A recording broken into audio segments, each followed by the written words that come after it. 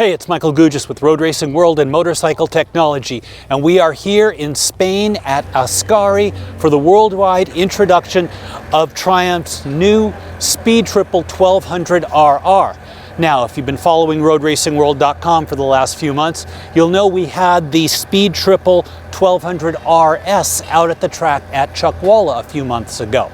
Well, this bike is based on the Speed Triple 1200 RS. It is different in a couple of key areas, and we'll talk about them after we go over the similarities. The two key areas where it's different are the fairing, the riding position, and the suspension front and rear. Now, those are the two main differences between the RS. It shares a chassis with the RS. It shares the wheels with the RS.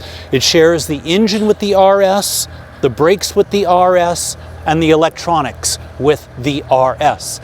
And as you may remember, we were impressed very much by all of those things when we had the bike out on the track. I've ridden it around today out on the streets, a fantastic mountain road right down to the Mediterranean, all the way back here to the track. You're never wanting for power. The bike pulls from low RPM, pulls all the way to red line. There's no shortage of grunt anywhere here.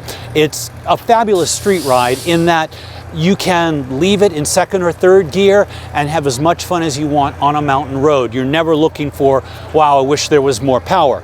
Rarely are you wishing for there was more brakes, because the brakes are more than competent. So you start from a really, really competent platform and you add two key elements. Number one, the clip-ons, the fairing, and the rear sets.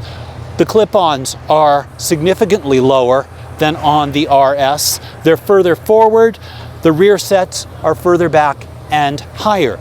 The whole idea is to put the rider further forward in a more sporting riding position.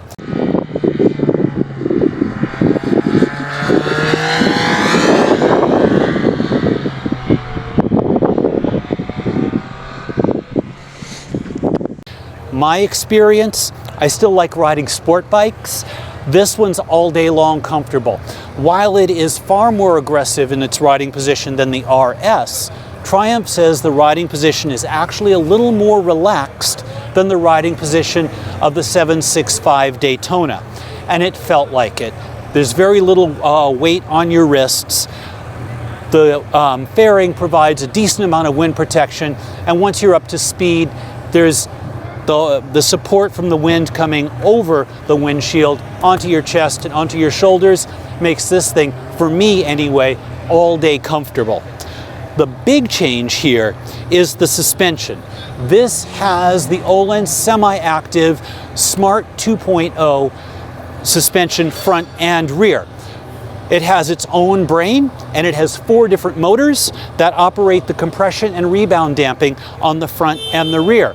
Now, the way that this works is that Öhlins has come up with its own algorithms that know what you're doing on the bike at any given time and adjusts the damping every 0.2 seconds. So when you go into a corner, you nail the brakes. The bike knows that it needs far more compression damping up front just for that moment and far more rebound damping in the rear right at that second.